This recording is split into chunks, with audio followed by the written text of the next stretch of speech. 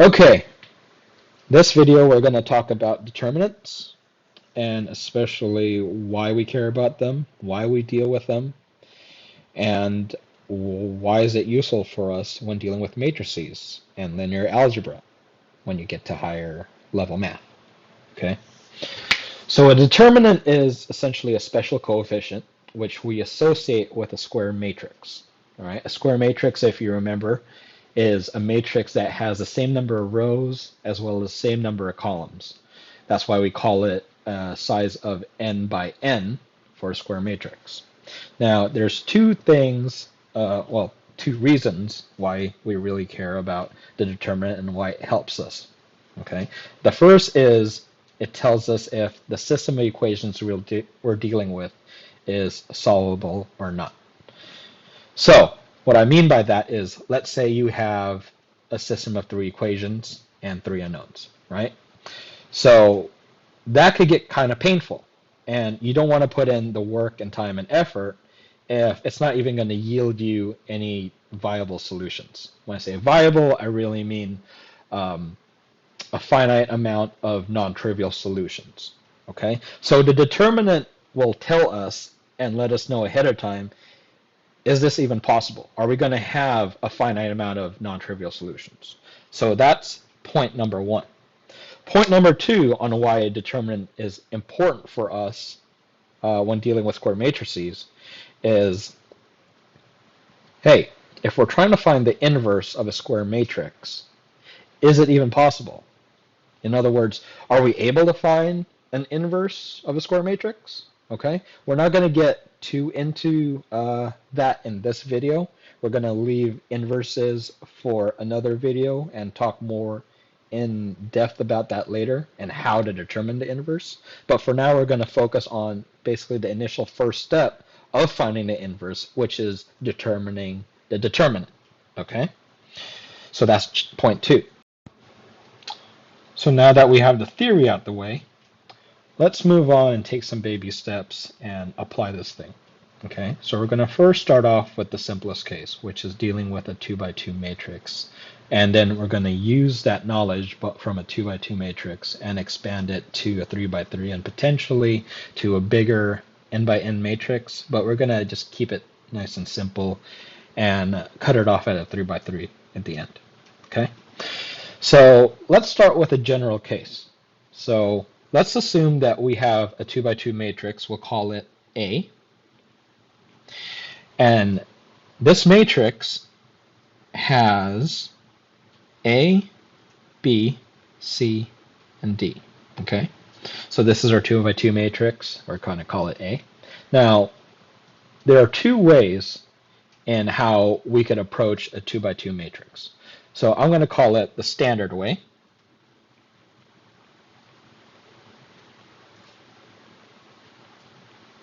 Which is one way. And the second way, we are going to call that, or I'm going to call that, the easy hack method. Okay. Now, it's very important to note, and I'm going to highlight this and emphasize this. It is very important to note that option number 2, the easy hack method, is only applicable to 2 by 2 matrices. Okay? The moment we step out of that zone and we get into a 3 by 3 or higher square matrix,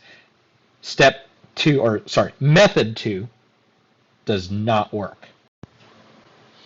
So we're going to first start off by doing the standard way, which is going to be applicable to any type of n by n matrix. Okay, let me isolate this. Standard.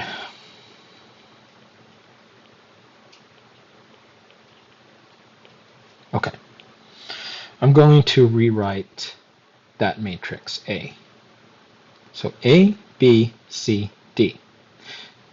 Now the standard method is taking this idea of we're going to go down every single column from left to right of the first row and use that value, that coefficient, of the column of that first row as a multiplier.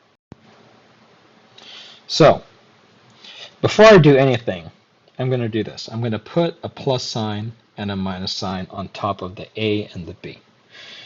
And this is very important to note because this is going to tell us what operator we're going to use when we do the summation at the very end for this method.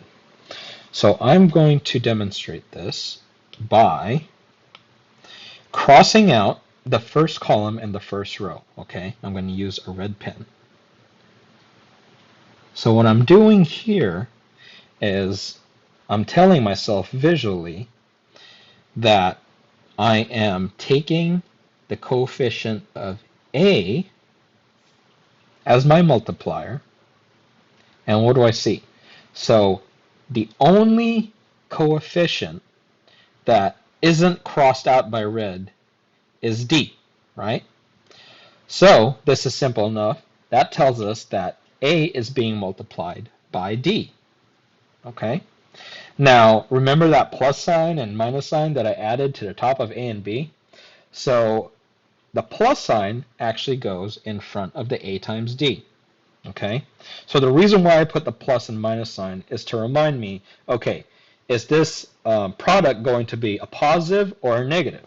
Well, in this case, it's going to be a positive, so it's plus A times D. Let me draw out that matrix again. A, B, C, D. Okay, so here, oh, can't forget the signs, plus, minus. So now that I went through the first column, right, of the first row, which was A, that was being used as the multiplier, we're going to move to the second column on the first row. I'm going to do the same thing, but instead I'm going to cross out the first row and I'm going to cross out the second column, right? Because remember, I'm going from left to right. I started off with this column. That's why I crossed out that whole thing. And then I'm always dealing with the first row, so I crossed that out. Now this is a visual way for us to see what's going to get multiplied by that constant that you're looking at associated with the column, right? So going back to my point, we're on column 2, row 1. So now we're dealing with a B. Okay, let me use this. So we're focused on that B, and then for the first one, we were focused on A. So B, well, what's it being multiplied with? Well, as you can see here, C is the only one that's not crossed out. So that means it's B times C, and the last thing to note is it's a negative value, right? So negative BC. Okay? Well, since we're dealing with the 2 by 2, we're done. That's all there is to it. The final thing that we have to do is add those values up. Okay? So ultimately, the determinant of A, so that's one way of putting it or writing it. Or another way is to say determinant of A. And yes, you're correct if you said that that looks exactly like the absolute value signs, because it is the same thing as plus A times D minus BC. And I'm going to simplify that, get rid of that plus sign because it's really unnecessary. And that's it. So that is your generalized equation for a 2 by 2 matrix. Okay, that's the standard way. Now let's talk about the easy way, all right? Or sorry, the easy hack way. Well, again, please note it's very important that this is only applicable to a 2 by 2 matrix. Okay.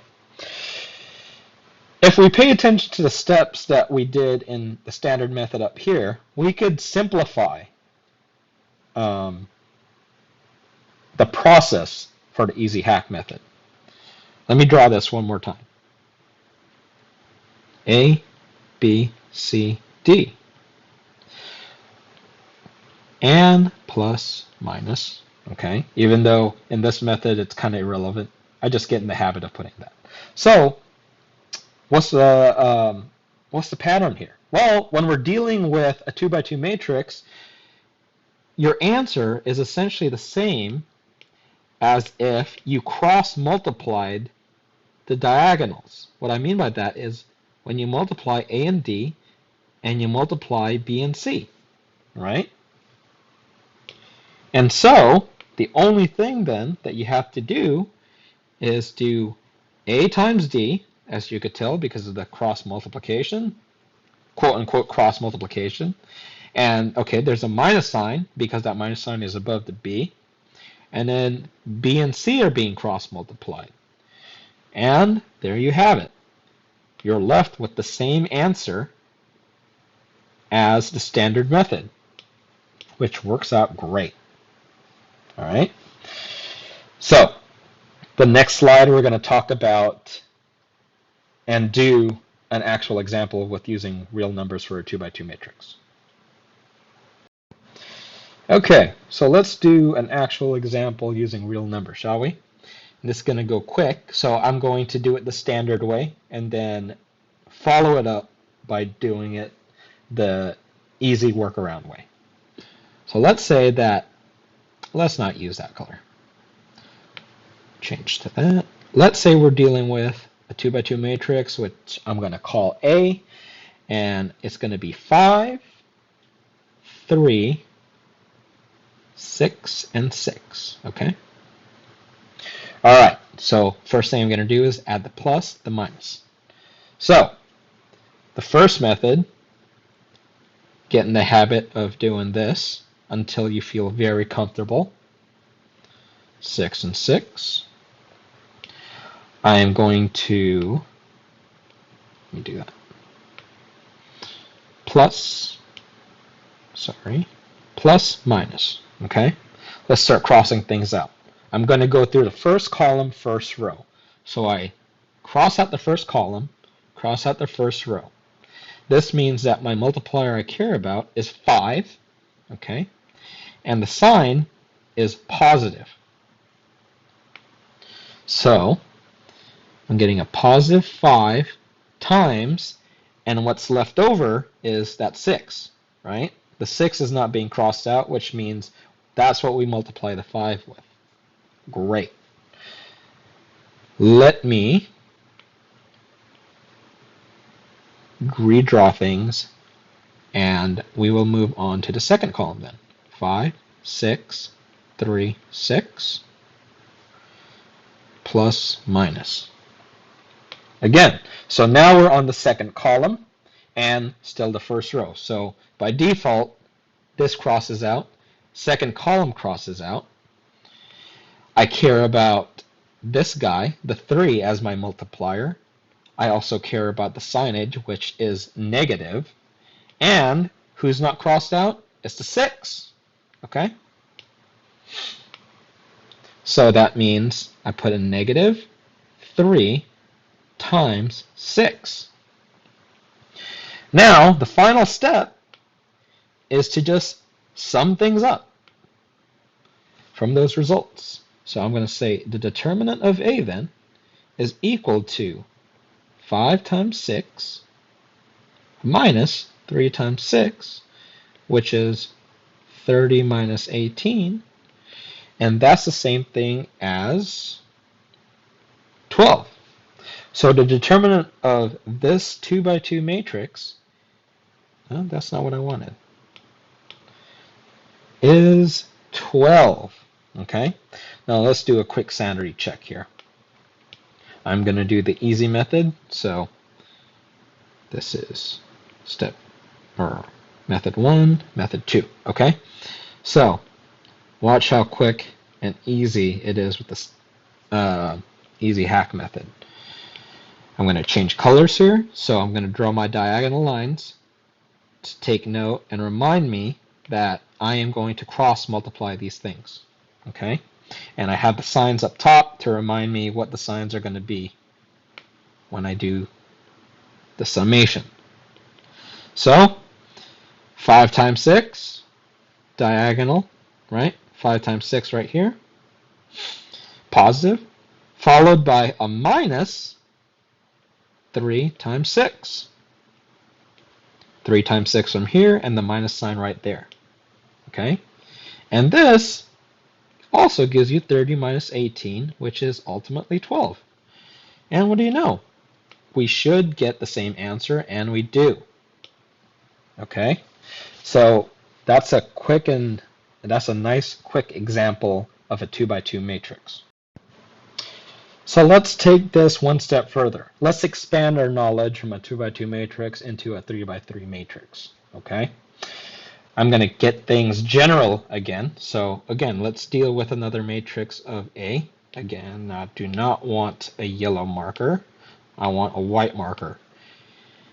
A equals to A, B, C, D, E, F, G, H, I. Okay? Now, unfortunately, since we're out of the 2 by 2 domain, we are stuck with method 1, which is a standard way. So let me just go through the routines again. It's the same type of process, but now we're going to basically end up with a 2 by 2 being multiplied by our scalar factor. So I'll show you what I mean by that. Let me copy this.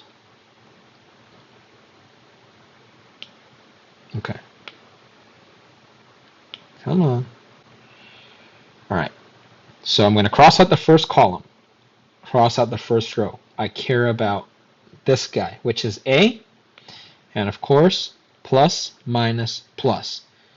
So notice how our signage now is alternating between plus, minus, and then back to plus. That's the pattern that's always going to follow. So for instance, if we go to a 4 by 4 matrix, it's going to be plus, minus, plus, and the next column is going to be a negative. Okay? So, and it always starts with a plus. So you don't have to get confused.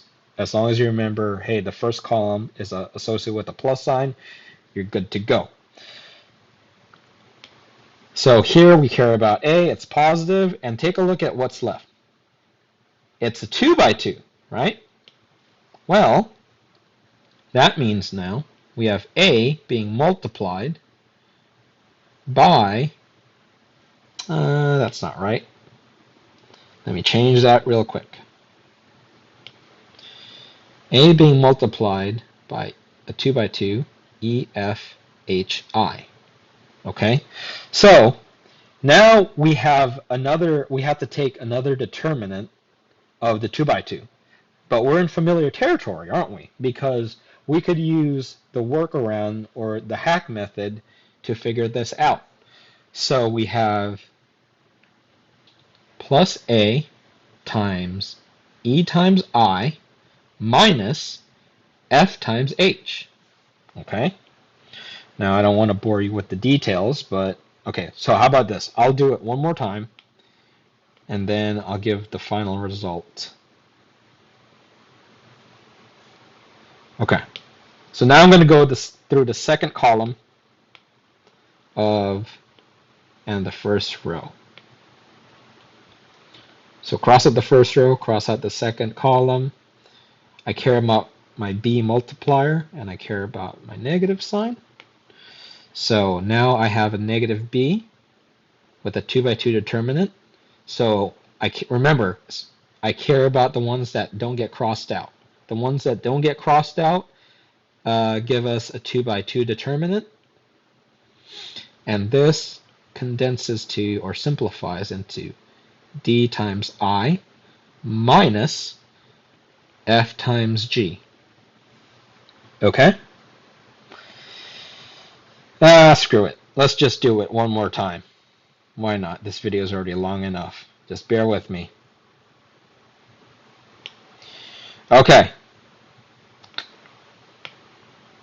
Plus, minus, plus. Now we're dealing with the first row and third column. We care about our multiplier C, and our signage now is positive. Let me start writing things down. So that's a plus C multiplier. The things that are not crossed out, sorry about that. The things that are not crossed out is D, E, G, H. So C times D times H minus E times G. Okay? And so ultimately, now we sum things up. The determinant of A is A times E dot I minus F times H minus B times D times I minus F times G plus C times quantity of DH minus EG. Okay? I know, not exactly the most elegant thing to look at, but that's how it comes out to every time. That's essentially your general equation. So if you were to, let's say, program this, whether it's in Excel or some kind of programming language, this is how you would do it for a 3x3 matrix. Okay? That's the formula. So let's finish off this video with an applicable example of a 3x3 matrix with some real numbers.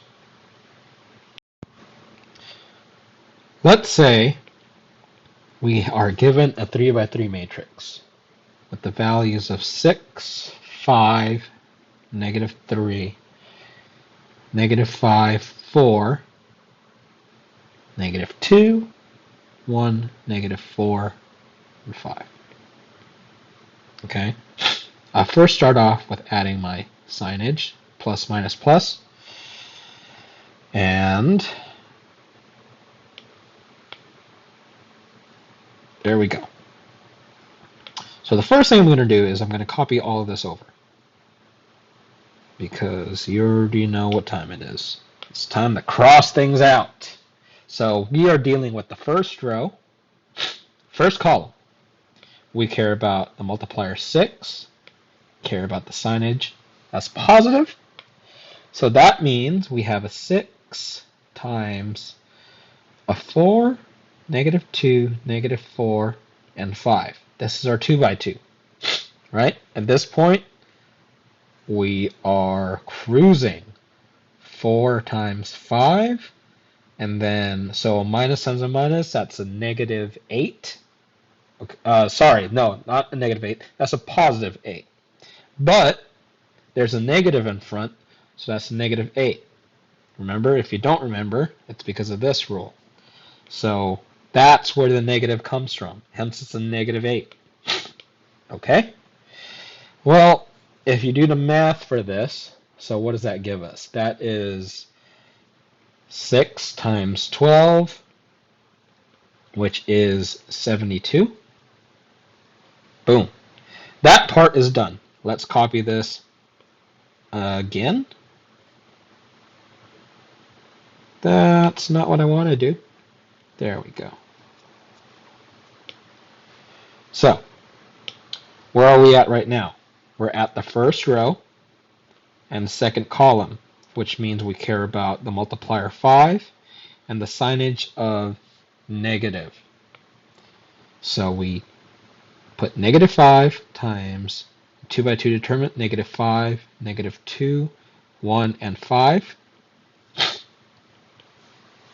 And so -5 times the quantity of negative, I'm going to do the math right away. -5 times 5 is -25. And then 1 times -2 is a -2. But there's a negative sign, so a negative, but a negative with a negative is a positive, 2. Okay? Hopefully that wasn't too quick for you. All right, -5, well, what does this all work out to? -5 times -23. That gives us positive 115, I believe. All right. Not bad. Let's do this one last time, and then we could wrap this up and sum it all up and be done with it. Where are we at? we are at the first row, last column. That means we care about the coefficient of -3, and we care about the signage of positive. So here, we're dealing with a -3 times -5, 4, 1, -4. Remember, we care about the ones that don't get crossed out. Equals to -3 times, that's a +20, minus 4. Okay, don't forget to do your diagonal multiplication when it comes to 2 by 2. And then that equals to, let's see, that's -3 times 16. That should give us a -48. And then we wrap it all up by saying 72 plus 115 minus 48 to give us a final answer, or a determinant value of 139. Okay? And that's it. That's how we handle 3 by 3 matrices. All right? Now, again, it's not much different once you go into higher order matrices like 4 by 4s and so on, and general n by n's. It just gets really tedious because you have to kind of keep going deeper and deeper and breaking down these matrices into small ones until you're left with a 2 by 2. But the idea is all there. Okay? So apologies for having such a long video. I didn't mean it to be this long. I'll try my best to keep future videos to be around 10 minutes, give or take, or 10 minutes or less. But I'm still trying to work out the kinks on this thing, and we'll go from there. All right, hope this helps. Catch you on the next one.